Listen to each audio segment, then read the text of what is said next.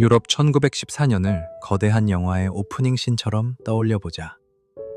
겉으로는 평화와 번영이 넘치는 듯 보이지만 그 발밑에서는 언제 터질지 모르는 거대한 균열이 서서히 벌어지고 있었다. 파리의 화려한 가스등, 베를린의 기계음, 빈의 화려한 무도회는 모두 한 시대의 번영을 상징했지만 그 이면에는 오만과 불신, 경쟁과 두려움이 복잡하게 뒤엉킨 거대한 폭풍이 형성되고 있었다. 영국은 거대한 해군력과 광대한 식민지를 바탕으로 여전히 세계의 제국임을 자부했고, 프랑스는 근대 문명의 중심이라는 자부심 아래 잃어버린 알자스 로렌 지방을 되찾겠다는 불씨를 마음 깊은 곳에 품고 있었다. 새롭게 떠오른 독일 제국은 산업력과 군사력을 무섭게 뻗어나가며 세계 무대의 주연 자리를 탐냈고, 이는 기존의 강대국들에게 위협이자 도전으로 다가왔다. 한편 오스트리아 헝가리 제국은 여러 민족이 뒤섞인 불안정한 거대한 건물처럼 내부에서부터 흔들리고 있었다. 각 민족은 독립을 요구했고 제국은 그것을 억누르기 위해 점점 더 강경해졌으며 결국 그 긴장은 발칸반도 전체를 불안하게 만들었다. 발칸은 이미 수십 년 동안 유럽의 화약고라 불릴 만큼 갈등과 폭력이 반복되는 지역이었다. 러시아는 슬라브 민족의 보호자를 자처하며 세르비아를 적극적으로 지원했고, 이는 오스트리아 헝가리와 러시아 사이에 깊은 대립을 낳았다. 이런 복잡한 긴장 구도는 도미노처럼 서로 연결되어 있었고, 어느 한 곳에서 불꽃이 튀기기만 하면 모든 강대국이 연쇄적으로 움직일 상황이었다. 여기에 군비 경쟁이 불을 지폈다. 각국은 평화를 지키기 위해 라는 명분 아래 더 강한 군대, 더 거대한 전함, 더 파괴적인 무기를 만들었다. 그러나 이 경쟁은 평화를 지키는 것이 아니라 서로를 의심하고 두려워하게 만들었다. 서로가 서로를 적으로 생상하며 전쟁을 준비하는 순간 전쟁은 이미 절반쯤 시작된 것이나 다름없었다. 게다가 나라들은 서로를 묶어두기 위해 복잡한 동맹을 만들었다. 독일, 오스트리아, 헝가리, 이탈리아의 삼국동맹, 프랑스, 러시아, 영국의 삼국협상은 마치 두 개의 거대한 기계장치처럼 돌아가고 있었으며 한쪽이 움직이면 다른 쪽도 자동으로 움직이게 되어 있었다. 이런 동맹 구조는 개인들의 감정과 국가들의 욕망이 뒤섞인 거대한 덫이었다. 누가 누구를 공격하든 심지어 우발적 충돌이 일어나더라도 순식간에 전체 유럽이 휘말릴 준비가 되어 있었던 것이다. 그러나 무엇보다 위험했던 것은 사람들의 분위기였다. 당시 유럽 사회에는 전쟁이 곧 국가의 영광이고 전쟁을 통해 민족이 강해진다는 이상한 환상이 퍼져 있었다. 언론은 전쟁을 마치 한번 겪어봐야 하는 모험처럼 묘사했고, 젊은이들은 군복을 입는 것을 명예로 여겼다. 지도자들은 스스로가 모든 것을 통제할 수 있다고 믿었고, 시민들은 국가가 뭐든 올바르게 결정할 것이라 여겼다. 그 낙관과 자만이 유럽 전체를 눈앞에 파멸로 이끌고 있었다. 이렇게 유럽은 겉으로는 평화롭지만 한 터치만으로도 폭발할 수 있는 화약고 같은 상태였다.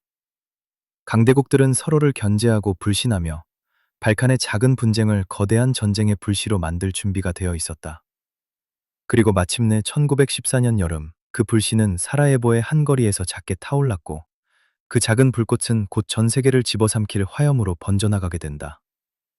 유럽이 1914년이라는 결말을 향해 나아가기 훨씬 이전부터 보이지 않는 긴장과 욕망은 이미 대륙 곳곳에서 뿌리를 내리고 있었다. 이 전쟁은 결코 한순간의 우연한 사건으로 폭발한 것이 아니었다. 마치 지하 깊은 곳에서 오랫동안 축적되어 온 압력이 어느 날 갑자기 지각을 뒤흔들어 거대한 화산으로 폭발하듯 유럽 국가들은 수십 년 동안 서로를 견제하고 위협하며 전쟁이라는 결말을 스스로 만들어내고 있었다. 가장 먼저 갈등의 중심에는 독일의 급격한 부상이 있었다. 1871년 통일 이후 독일은 눈부신 산업력과 군사력을 무기로 유럽의 세력 균형을 뒤흔들었고, 기존 강대국들은 독일을 하나의 경쟁자가 아니라 자신들의 지위를 위협하는 거대한 그림자로 느꼈다. 영국은 대양을 지배하는 해군력에 자부심을 가지고 있었지만 독일이 그 해군력을 따라잡기 위해 초대형 전함들을 잇따라 건조하자 영국은 곧바로 위기의식을 느끼며 군비 경쟁에 불을 붙였다. 프랑스는 과거 전쟁에서 독일에게 빼앗긴 알자스 로렌 지방을 되찾고자 하는 복수의 감정을 숨기지 않았으며, 이 상처는 한 세대가 지나도 사라지지 않는 깊은 트라우마로 남아 있었다. 러시아는 슬라브 민족의 보호자를 자처하며 발칸 문제에 개입했고, 오스트리아 헝가리 제국은 이런 러시아의 영향력을 억누르기 위해 발칸 지역을 더욱 강하게 지배하려 했다. 각국의 이해관계는 얽히고 설켜 있었고 어느 쪽도 한 발 물러서지 않으려 했다. 여기에 민족주의의 폭발적 확산은 불길에 기름을 부었다. 민중과 언론은 국가 간 경쟁을 마치 불가피한 운명처럼 받아들였고, 젊은이들은 전쟁을 통해 조국이 강해진다는 낭만적인 환상을 품었다. 이렇게 유럽 전역에서 서로를 향한 적대감은 일종의 집단적 열광으로 변해가고 있었으며, 지도자들은 자신들의 정치적 입지를 공고히 하기 위해 이를 이용했다. 또 하나 중요한 요소는 복잡하게 얽힌 동맹 체계였다. 독일과 오스트리아, 헝가리, 이탈리아가 삼국 동맹을 이루고 있었고, 그에 맞서 프랑스와 러시아, 영국이 삼국 협상을 구축하고 있었다. 이 동맹들은 겉으로는 평화를 위한 균형을 표방했지만, 실상은 하나의 사건이 발생하면 모든 국가가 도미노처럼 전쟁에 끌려 들어가는 함정을 스스로 만든 것이나 다름없었다. 어느 국가든 공격을 받으면 동맹국들이 자동으로 참전해야 했고, 지도자들은 이 체계를 이용해 상대국을 위협하거나 압박하려 했다. 동맹은 안전망이 아니라 오히려 전쟁을 피할 수 없게 만드는 족쇄가 되어 있었다. 그리고 무엇보다 중요한 근본적 원인은 각국 지도자들이 가진 오판이었다. 그들은 전쟁이 일어나더라도 짧고 승리로 끝날 것이라 믿었고, 상대국의 의지와 전략을 지나치게 과소평가했다. 힘을 통한 평화라는 착각은 결국 힘이 부딪히는 파멸로 이어졌다. 모든 강대국이 서로를 향해 군대를 증강시키고 무기를 쌓아 올리는 동안 그 누구도 진정한 평화를 위한 대화나 타협을 선택하려 하지 않았다. 각국은 자존심과 명예를 이유로 전쟁 가능성을 외면했고, 결국 전쟁은 피할 수 없는 숙명처럼 다가오고 있었다. 이렇게 유럽의 땅 아래에는 이미 불안과 증오, 경쟁과 공포가 켜켜이 쌓여 있었고, 사라예보의 총성이 울리기 훨씬 전부터 대륙은 조용히, 그러나 확실하게 붕괴를 향해 걸어가고 있었다. 1914년 6월 28일, 유럽이 오랫동안 숨죽이며 견뎌온 긴장은 마침내 발칸반도의 작은 도시 사라예보에서 터지는 한 발의 총성으로 파국을 향해 움직이기 시작했다. 그날은 오스트리아 헝가리 제국의 황태자 프란츠 페르디난트와 그의 아내 조피가 보스니아를 공식 방문하던 날이었고, 제국은 이 방문을 통해 발칸 지역에 대한 통제력을 과시하려 했다. 그러나 이 지역에서는 오랫동안 민족주의의 불씨가 활활 타오르고 있었고, 제국의 존재 자체를 굴욕으로 여긴 세르비아계 청년들은 그 방문을 도저히 받아들일 수 없는 도발로 여겼다. 도시의 공기는 축제의 외피를 쓰고 있었지만, 수면 아래에는 제국을 향한 분쇄된 분노와 독립을 향한 갈망이 소용돌이치고 있었다. 그 중심에 있던 인물이 바로 19살의 학생 가브릴로 프린치프였다. 그는 자신의 행위가 전 유럽의 질서를 뒤흔들 거대한 법통을 불러올 것이라는 사실을 상상하지 못한 채, 오직 억압받는 민족의 자유라는 명목 아래 개인적인 믿음과 감정만으로 움직이고 있었다. 황태자를 향한 첫 번째 암살 시도는 실패했다. 폭탄은 잘못된 순간 터졌고 황태자 부부는 살아남았다. 계획은 완전히 망한 듯 보였고 암살단은 혼란에 빠졌다. 하지만 운명은 기묘한 방식으로 흐르곤 한다.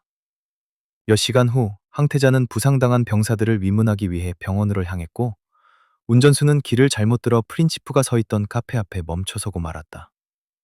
역사는 때때로 거대한 구조와 전략이 아니라 한 사람의 우연한 실수와 순간적인 선택으로 방향을 바꾸기도 한다. 프린치프는 놀라움과 충격 속에서 본능적으로 권총을 꺼냈고 두 발의 총성이 울려 퍼졌다. 그 순간 유럽의 운명도 함께 흔들렸다. 황태자와 그의 아내는 차 안에서 즉시 쓰러졌고, 주변의 군인들과 시민들은 충격과 혼란에 빠졌다. 하지만 이 비극보다 훨씬 더 무서운 것은 그 사건에 대한 국가들의 반응이었다. 오스트리아 헝가리는 이 암살을 세르비아를 압박하고 약화시킬 절호의 기회로 보았다.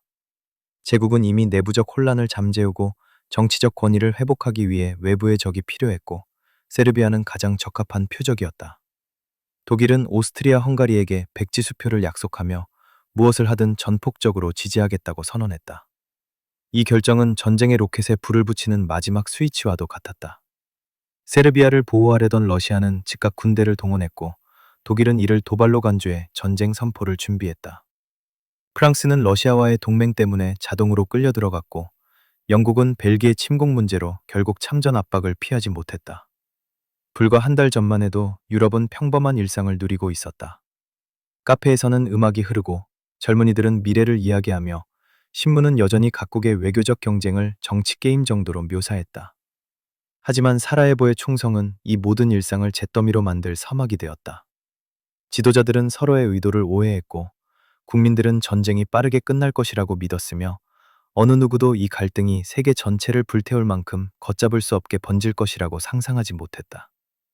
그러나 역사란 한 번 움직이기 시작하면 결코 쉽게 멈추지 않는 거대한 수레와 같다.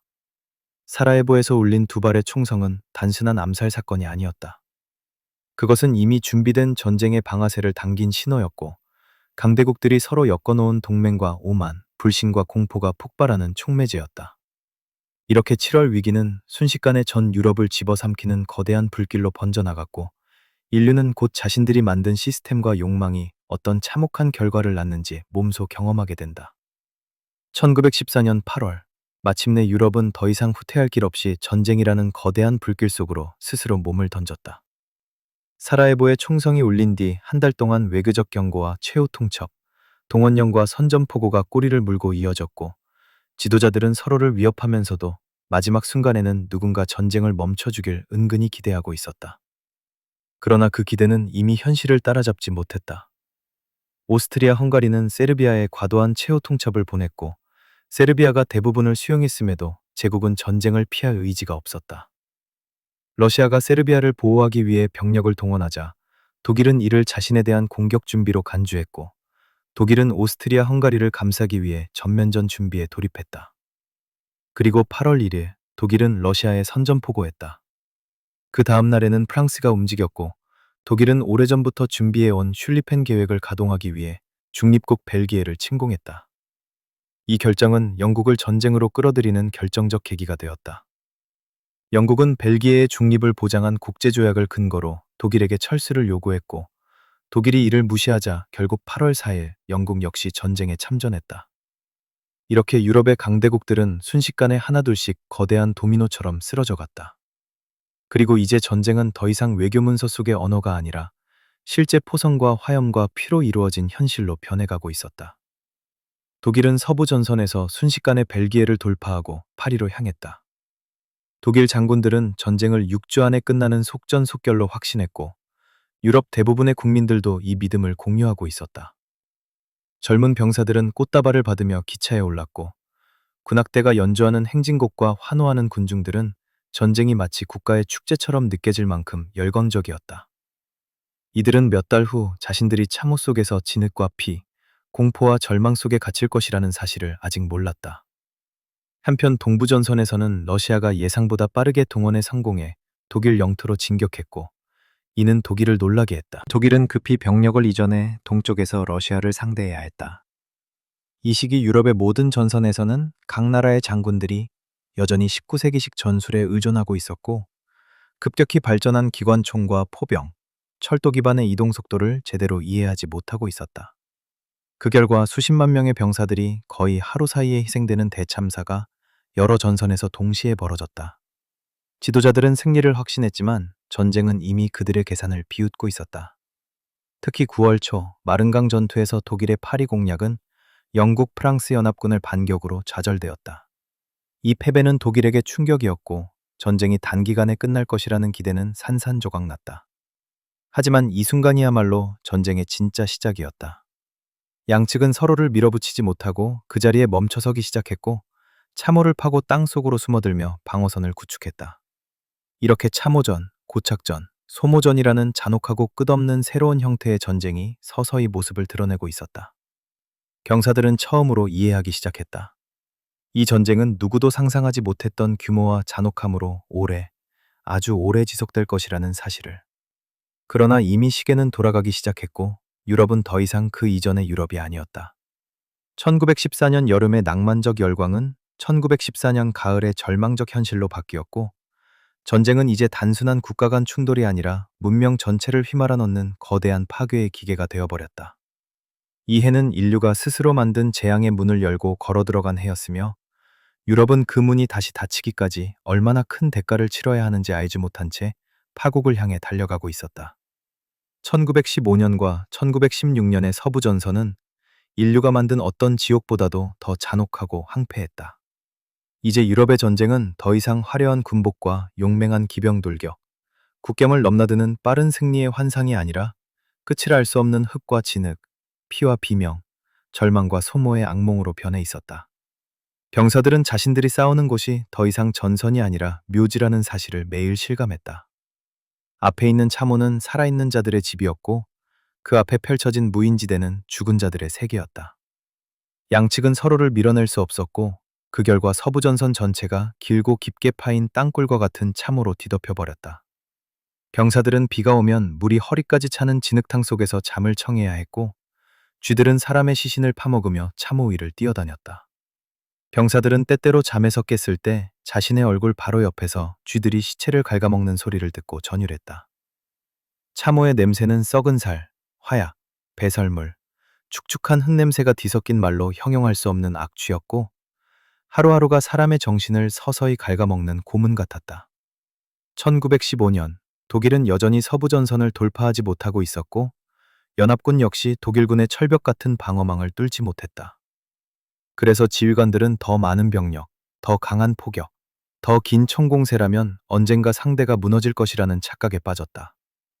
하지만 그 생각은 수백만 명의 목숨을 집어삼킨 비극의 시작이었다. 독일군은 이프루 전선에서 인류 역사상 처음으로 대규모의 독가스, 염소가스를 사용했고 초록빛 구름은 바람에 실려 참호 안으로 스며들었다. 병사들은 처음엔 그것이 단순한 안개라고 생각했지만 몇 초 후 숨이 막히고 폐가 타들어가는 듯한 고통이 몰려오자 비명을 지르며 쓰러졌다. 독가스는 전쟁의 잔혹함을 새로운 차원으로 끌어올렸다. 이프르에서 살아남은 병사들은 평생 그날의 비명과 고통을 잊지 못했다고 한다. 하지만 이 끔찍한 장면조차 1916년에 벌어진 대전투에 비하면 섬하게 지나지 않았다. 1916년 전쟁은 두 개의 거대한 전투, 베르덱과 솜을 통해 완전히 다른 존재로 변했다. 베르덱은 그들이 지나가지 못하게 하라라는 프랑스의 결사적 외침 속에서 시작되었고 독일군은 프랑스를 피로 지치게 만들기 위해 이 전투를 계획했다. 독일의 장군들은 이 전투가 프랑스의 피를 말리는 제분기가 될 것이라고 확신했지만 실제로 피를 말린 것은 독일군과 프랑스군 모두였다. 10개월 동안 이어진 베르댕 전투에서 사람들은 한 치의 땅을 얻기 위해 자신들의 생명을 내던졌다. 어떤 날은 단 하루 만에 수만 명이 죽거나 다쳤고 산과 숲은 폭격으로 완전히 사라져 달 표면처럼 변했다. 병사들은 총알과 포탄보다 끝없이 반복되는 공포가 더 무섭다고 말했다. 쇠붙이가 쏟아지는 하늘 아래서 그들은 포탄이 떨어질 때마다 죽음을 떠올렸고 포연이 거치면 또 다른 죽음이 도사리고 있었다. 솜 전투는 참혹함에서 베르댕을 능가했다. 연합군은 독일의 방어선을 무너뜨리기 위해 역사상 가장 큰 규모의 포격을 가했지만 독일군의 참호는 견고했고 지하 깊숙한 벙커는 거의 붕괴되지 않았다. 포격이 멈추자 연합군은 자신들이 승리를 확신하고 돌격했다. 하지만 그들을 기다리고 있던 것은 기관총의 포화였다. 솜 전투 첫날, 영국군만 6만 명이 사상자를 냈고 그중 2만 명은 몇 분 만에 목숨을 잃었다. 이 전투의 한 장군은 우리는 기술의 시대에 살고 있지만 기술이 인간을 구하는 것이 아니라 파괴하고 있다는 사실을 그날 알았다고 말하기도 했다. 병사들은 참호에서 나갈 때마다 자신이 돌아오지 못하리라는 사실을 스스로 알고 있었다. 그들의 발 아래에는 죽은 동료들의 시신이 켜켜이 쌓여 있었고 포탄이 만들어낸 웅덩이에는 비와 피가 섞여 있었다. 어떤 병사들은 그 안에서 살아있는 자와 죽은 자의 경계를 구분하지 못할 정도로 정신이 무너졌고 그들은 더 이상 자신이 왜 싸우는지도 알지 못했다. 이 시기 전쟁은 어느 국가도 이기지 못했고 대신 모두가 상처만 깊게 남겨갔다. 각국의 지도자들은 여전히 한 번만 더 밀면 승리할 수 있다고 믿었지만 참호 속의 병사들은 그런 희망이 모두의 목숨을 앗아가는 미친 환상이라는 것을 알고 있었다. 1915년과 1916년의 참호전은 전쟁의 본질을 완전히 바꿔놓았다. 이 전쟁은 더 이상 영광이나 명예, 조국의 승리를 향한 발걸음이 아니었고 그저 서로를 소모시키기 위한 끝없는 파괴의 반복이었다. 누구도 한 발짝도 움직이지 못한 채 수백만 명이 죽어갔고 세상은 마침내 깨닫기 시작했다. 이 전쟁은 끝날 수는 있겠지만 승자는 존재하지 않을 것이라는 사실을. 서부전선이 진흙과 철, 피의 참호로 굳어있던 동안 동부전선은 전혀 다른 얼굴의 전쟁을 펼치고 있었다. 이곳은 좁고 고착된 서부전선과 달리 유럽 대륙의 광활한 평원을 배경으로 거대한 병력과 기병, 포병이 끊임없이 이동하며 충돌하는 끝없는 파도 같은 전쟁이었다. 러시아는 인구와 병력 면에서 압도적인 자원을 가지고 있었지만 산업력과 물자 보급에서는 독일과 오스트리아 헝가리에 크게 뒤처져 있었다. 이런 불균형 속에서 전쟁은 마치 거대한 쇳덩이가 서로를 향해 굴러가는 듯한 진동으로 시작되었다. 러시아는 예상보다 빠르게 동원에 성공해 동프로이센을 향해 진격했고, 초기에는 독일을 당황하게 만들었지만 그 뒤를 이은 탄넨베르크 전투는 한 시대의 잔혹한 진실을 드러냈다. 독일의 장군 힌덴부르크와 루덴도르프는 치밀한 철도 이동 전략과 포위 전술을 통해 러시아 제2군을 완전히 함정에 빠뜨렸다. 독일의 포위망이 닫히는 순간 러시아군은 탈출할 길을 잃었고, 그 결과 수십만 명의 병사들이 사망하거나 포로가 되는 참혹한 대패를 겪었다. 탄넨베르크는 단순한 전투 이상의 의미를 가졌다. 이는 독일군이 가진 조직력과 기술력, 그리고 러시아군의 취약함을 극명하게 드러낸 사건이었으며, 동부전선 전체의 향후 전개를 예고하는 서막이었다. 하지만 러시아는 병력과 영토가 넓었기에 한 번의 패배로 무너지지 않았다. 전쟁은 곧 갈리치아, 카르파티아 산맥, 폴란드 평야 등 광범위한 전장에서 끝없이 이어졌고, 러시아와 오스트리아 헝가리의 병사들은 얼음과 눈, 늪과 산맥 속에서 서로를 향해 싸웠다. 동부전선의 병사들은 서부전선처럼 참호의 깊이가 지지는 않았지만, 그 대신 더 혹독한 자연과 끝없는 이동, 끊임없는 기아와 질병에 시달렸다. 보급이 제대로 이루어지지 않아 어떤 부대는 며칠씩 먹을 것이 없었고, 어떤 병사들은 신발 없이 얼어붙은 땅을 걸어야 했다. 이런 비인간적인 고통 속에서도 전선은 계속 움직였고, 1916년 브루실로프 공세가 시작되자 동부전선은 다시 크게 흔들렸다. 러시아의 장군 브루실로프는 창의적인 전술과 철저한 준비로 오스트리아 헝가리 전선을 무너뜨렸고, 이 공세는 전쟁 전체에서 가장 성공적인 러시아의 작전으로 평가된다. 그러나 이 승리 역시 러시아가 전쟁을 지속할 힘을 회복하는 데는 충분하지 않았다. 엄청난 희생, 경제 붕괴, 귀족과 황실에 대한 불신은 러시아 내부를 서서히 흔들었고, 결국 이 혼란은 1917년 혁명으로 이어지며 러시아를 전쟁에서 이탈하게 만들었다. 한편 전쟁은 유럽의 동쪽에서만 벌어지지 않았다. 발칸반도에서는 세르비아, 오스트리아, 헝가리, 불가리아, 그리고 영국, 프랑스 연합군이 복잡한 전투를 벌였고, 세르비아는 초기에는 선전했지만 결국 세 방향에서 공격받아 무너졌다. 세르비아군은 알바니아 산맥을 넘으며 혹독한 후퇴를 감행했고, 그 과정에서 수십만 명이 목숨을 잃었다. 중동에서는 오스만 제국이 또 다른 중심축으로 등장했다. 갈리폴리 전투에서 영국, 엔제군은 다르다늘스를 돌파하려 했으나 오스만 군대의 결사적인 방어로 실패했고, 이 전투는 오스만 제국에게 드물게 찾아온 대승이자 터키 민족주의가 성장하는 기폭제가 되었다. 아라비아 반도에서는 로렌스가 이끄는 아랍 반란이 제국 내부를 흔들었고, 이집트와 팔레스타인, 메소포타미아에서도 크고 작은 전투가 이어졌다. 심지어 전쟁은 아프리카까지 뻗어나가 각 제국의 식민지 병력들이 자신들과 직접 관련 없는 전쟁에 동원되었다. 이렇게 동부전선과 기타 전장은 전쟁이 단순히 유럽 강대국들만의 문제가 아니라 세계 곳곳을 집어삼키는 초대형 소용돌이로 확장되고 있음을 보여주었다. 서부전선이 정지된 지옥이었다면 동부전선은 흔들리는 지옥이었고, 발칸과 중동, 아프리카는 각각 다른 형태의 혼란과 고통으로 점철되어 있었다. 이 전쟁은 인류가 한 번도 겪어본 적 없는 규모로 세상을 뒤흔들고 있었고, 어느 전선에서도 결코 빠른 승리의 기미는 보이지 않았다.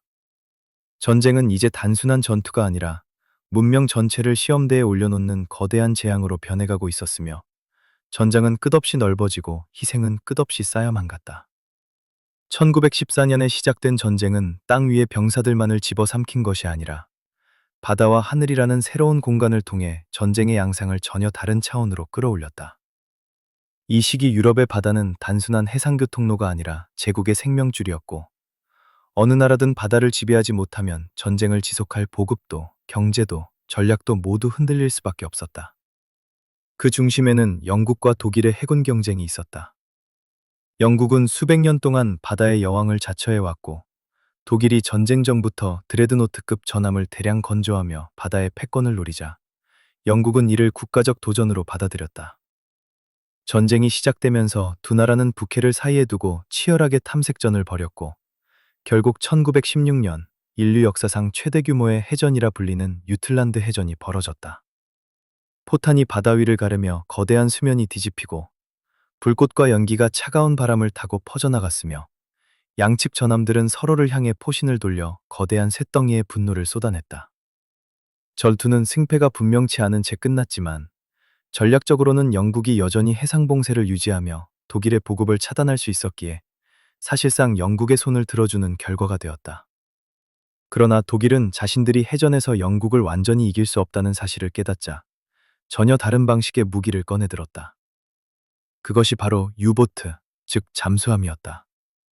독일은 잠수함을 이용해 영국으로 향하는 모든 상선을 침몰시키는 무제한 잠수함 작전을 펼쳤고, 이는 바다를 보이지 않는 공포로 가득 채웠다. 바닷속에서 갑자기 떠오르는 물기둥과 함께 배가 두동강 나고 승무원들은 구조 신호를 보낼 틈도 없이 차가운 바닷속으로 삼켜졌다. 잠수함은 전쟁을 은밀하고 무자비하게 만들었고 민간인 희생이 급증하면서 국제 여론은 점점 독일을 비난하기 시작했다. 특히 1915년 여객선 루시타니아호가 침몰해 수백 명의 민간인이 사망한 사건은 미국 여론에 큰 충격을 주었고 훗날 미국이 전쟁에 참여하게 되는 계기 중 하나가 되었다. 이렇게 바다는 단순한 군사적 전장이 아니라 전쟁이 전 세계인의 삶에 미치는 잔혹한 현실을 드러내는 무대가 되었다.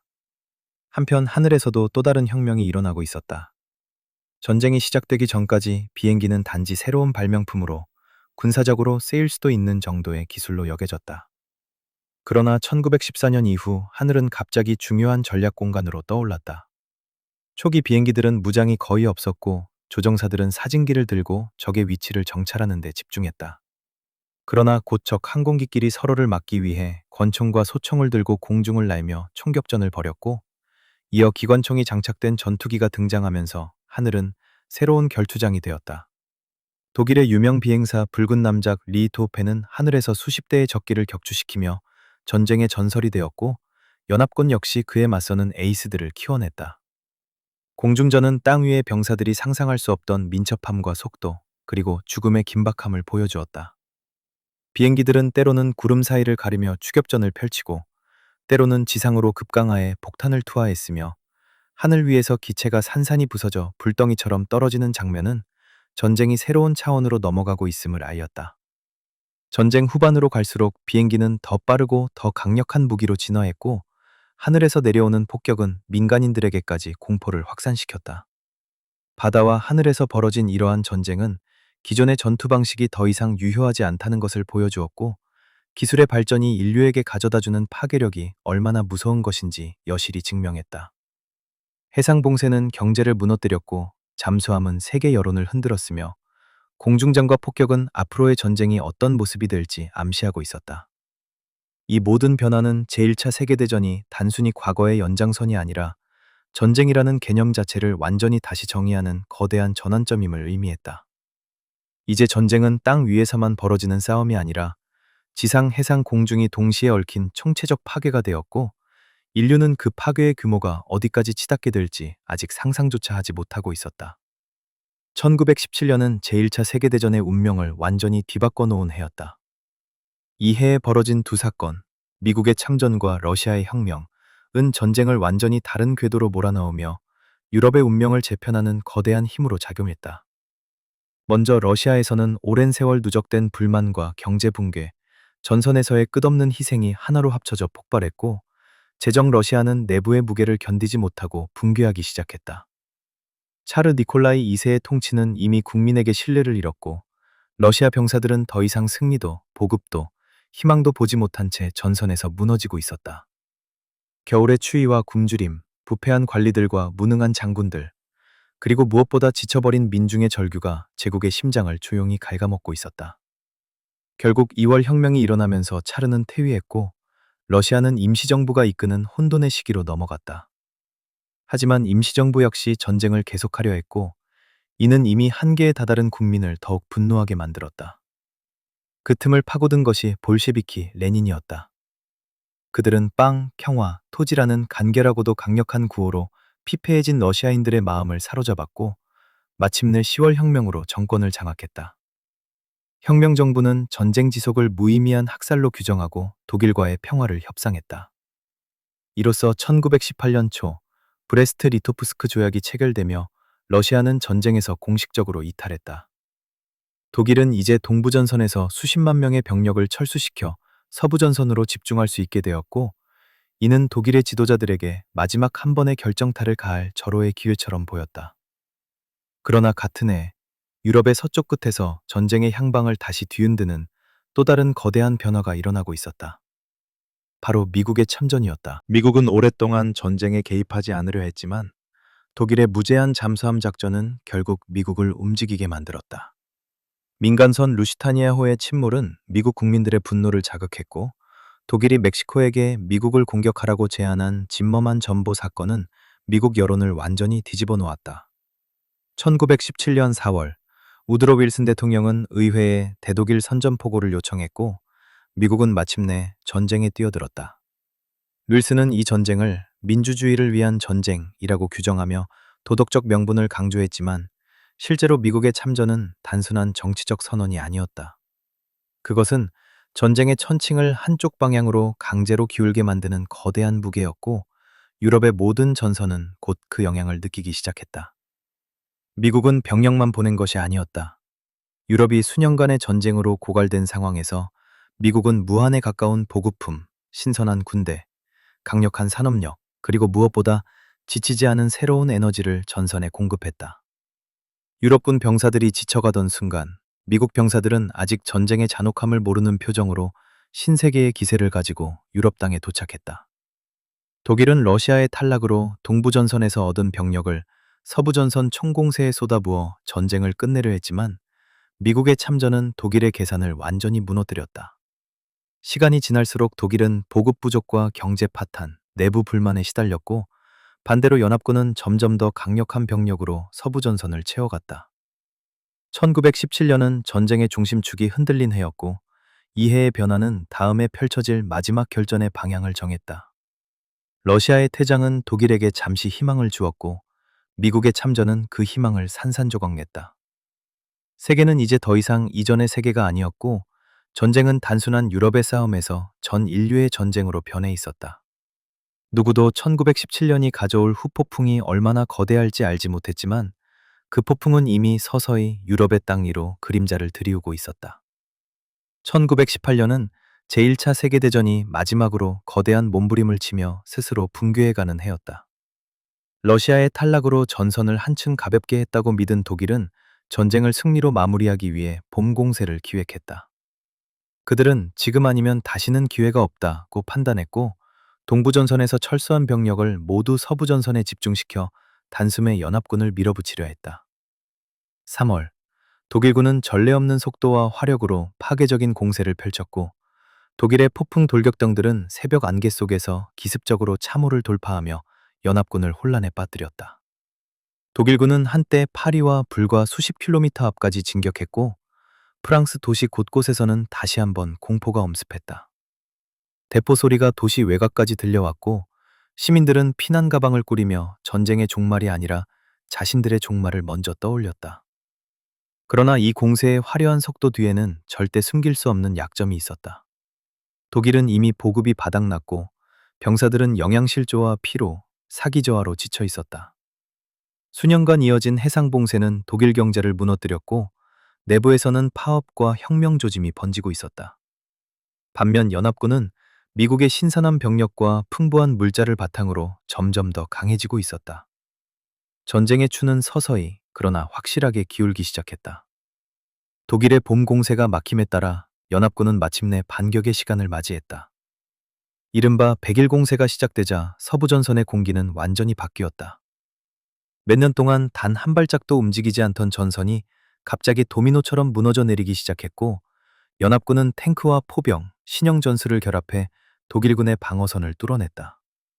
독일 병사들은 더 이상 예전처럼 반격할 힘이 없었고, 지휘관들은 계속되는 패배를 감출 수 없었다. 후방에서는 굶주린 시민들이 전쟁을 끝내라고 외쳤고, 군함에서는 반란이 일어나며 제국의 권위가 흔들리기 시작했다. 독일의 황제 비렐름 2세는 자신이 통제할 수 없는 혼돈 속에서 점점 고립되었고, 결국 군대와 국민 모두에게 버림받은 채 네덜란드로 망명했다. 제국은 지도 없는 배처럼 흔들렸고 마침내 붕괴의 길을 걷기 시작했다. 1918년 가을, 연합군의 압박은 극에 달했고 독일은 더 이상 전쟁을 지속할 수 없다는 사실을 인정해야 했다. 11월 11일 아침, 콩피에뉴 숲에서 휴전협정이 체결되었고 유럽은 마침내 4해 동안 타오르던 지옥의 불길이 꺼지는 순간을 맞았다. 그러나 그 순간조차 승리의 함성이 아니라 끝도 없는 고통과 상실을 잠시 멈춰 세우는 조용한 한숨에 가까웠다. 병사들은 돌아갈 집을 떠올리며 눈물을 흘렸고 어떤 이들은 전쟁이 끝났다는 소식조차 믿지 못해 참호에서 멍하니 하늘만 바라보았다. 파괴된 마을, 사라진 세대, 무너진 제국들, 그리고 다시는 돌아오지 않을 수백만 명의 생명들. 1918년의 종전은 평화라기보다 잿더미 위에 앉아 남은 폐허를 바라보는 적막함의 시작이었다. 전쟁은 끝났지만 그 끝은 새로운 갈등과 복수심, 불안정의 씨앗을 심어놓았다. 유럽은 이제 전혀 다른 세계를 향해 나아가고 있었지만 그 세계가 어떤 모습이 될지 아무도 알지 못했다. 이 해는 전쟁의 마지막 해였지만 동시에 새로운 불안정의 시대, 더 거대한 폭풍을 부를 그림자가 드리우기 시작하는 해이기도 했다. 인류는 비로소 한 가지 사실을 깨닫게 되었다. 전쟁은 끝날 수 있지만 그 흔적은 결코 쉽게 사라지지 않는다는 것을. 1918년 11월 11일, 전쟁이 마침내 멈춰섰지만 유럽 대륙과 전 세계를 뒤덮은 폐허는 그 어떤 휴전협정보다 더 깊은 붓자국을 역사에 남겼다. 이 전쟁은 단순히 전투의 승패를 가르는 사건이 아니라 인류 문명 전체가 한 번 부서지고 다시 조각을 주워 담아야 하는 충격적인 전환점이었다. 1천만 명이 넘는 병사들이 전사했고 그보다 더 많은 이들이 팔다리가 잘린 채 돌아왔으며 또 수천만 명의 민간인이 전쟁과 기근, 질병 속에서 목숨을 잃었다. 수많은 나라들이 국경을 잃고 재정이 무너졌고 농지와 도시, 산업시설은 폭격 속에서 잿더미로 변해 있었다. 유럽은 승자도 패자도 없이 모두 상처 입은 채 피투성이가 되어 있었고 병사들은 참호전의 악몽을 마음속에 품은 채 일상으로 돌아갔지만 그 일상은 이미 더 이상 예전의 일상이 아니었다. 어떤 이들은 밤마다 포탄 소리를 환청처럼 들었고 어떤 이들은 진흙과 시신으로 뒤덮인 참호를 꿈속에서 다시 걷다가 비명을 지르며 깨어났다. 전쟁 후유증이라는 개념은 이때 비로소 현대적 의미를 갖게 되었고 전쟁은 단지 육체를 파괴하는 것이 아니라 인간의 정신까지 무너뜨린다는 진실이 세상에 드러났다. 그러나 전쟁이 남긴 가장 거대한 충격은 정치적 지형의 붕괴였다. 독일 제국은 무너지고 황제는 망명했으며 오스트리아 헝가리 제국은 여러 민족들의 독립선언 아래 산산조각 났고 오스만 제국 역시 중동과 발칸에서 영토를 빼앗기며 쇠락했다. 러시아는 혁명과 내전으로 재정이 붕괴되고 소비에트 정권이 들어서며 전혀 새로운 유형의 국가로 변모했다. 19세기를 지배했던 제국들은 한 세기 사이에 모두 무너져 사라졌고 그 빈자리에 새로운 국가들, 새로운 갈등, 새로운 민족주의가 솟아올랐다. 유럽은 자신들이 만들어낸 재앙의 결과를 정리하기 위해 파리에서 모여 평화를 설계하려 했지만 그 평화는 진정한 화해가 아니라 승자들의 분노와 패자에 대한 보복으로 얼룩진 문서였을 뿐이었다. 1919년 체결된 베르사유 조약은 독일에게 막대한 배상금과 군사적 제한, 영토 상실을 강요했고 이는 독일 국민에게 굴욕과 분노를 남겼다. 겉으로는 전쟁을 끝내기 위한 조약이었지만 실제로는 20년 뒤 또 다른 더 거대한 전쟁을 부르는 씨앗이었고 히틀러와 극단적 민족주의가 성장할 토양이 되었다. 그럼에도 당시 지도자들은 자신들의 평화를 구축했다고 믿었고 세계는 다시는 이런 참혹한 전쟁이 일어나지 않을 것이라 기대했다. 하지만 인간은 때때로 가장 비극적인 경험조차 쉽게 잊어버리기 마련이다. 또한 전쟁은 사회와 문화에도 깊은 변화를 남겼다. 전쟁 전까지 사람들은 기술과 진보가 인류를 더 나은 미래로 이끌 것이라 믿었지만 이제 그 기술이 얼마나 잔혹하게 인간을 파괴할 수 있는지 목격했다. 예술과 문학은 더 이상 낭만이나 영웅주의를 노래하지 않았다. 대신 파괴된 현실, 잃어버린 세대, 허무와 절망을 기록했고 전쟁은 인간이 만들어낸 문명이 얼마나 취약한지 깨닫게 했다. 여성들은 전쟁 동안 공장과 병원, 농장에서 중요한 역할을 맡으며 사회적 지위를 달리 평가받기 시작했고 이는 전후 여성 참정권 운동이 급속히 확대되는 계기가 되었다. 식민지 지역에서도 수많은 병사들이 강제로 동원되며 제국주의에 대한 의문이 점점 커졌다. 결국 제1차 세계대전은 단순한 군사적 충돌이 아니라 세계 질서를 흔드는 거대한 지진이었고 그 여진은 수십 년 동안 이어졌다. 전쟁은 끝났지만 그 끝은 진정한 평화가 아니라 일시적인 침묵이었고 인류는 자신들이 만든 상처를 치유하기도 전에 또 다른 재앙을 향해 조용히 걸어가고 있었다. 사람들은 전쟁이 가져온 상실을 묻어두고 싶었지만 베르사유 체제의 불안정과 경제 위기, 극단주의의 등장, 민족 간 갈등은 세상에 또 다른 폭풍이 다가오고 있음을 예고했다. 결국 제1차 세계대전은 인류에게 하나의 진리를 남겼다. 전쟁은 끝날 수 있지만 그 그림자는 결코 쉽게 사라지지 않으며 상처는 치유되지 않은 채 다음 세대를 향해 이어진다는 것. 이렇게 전쟁은 멈췄지만 역사는 아직 끝나지 않은 새로운 비극의 시작을 조용히 준비하고 있었다.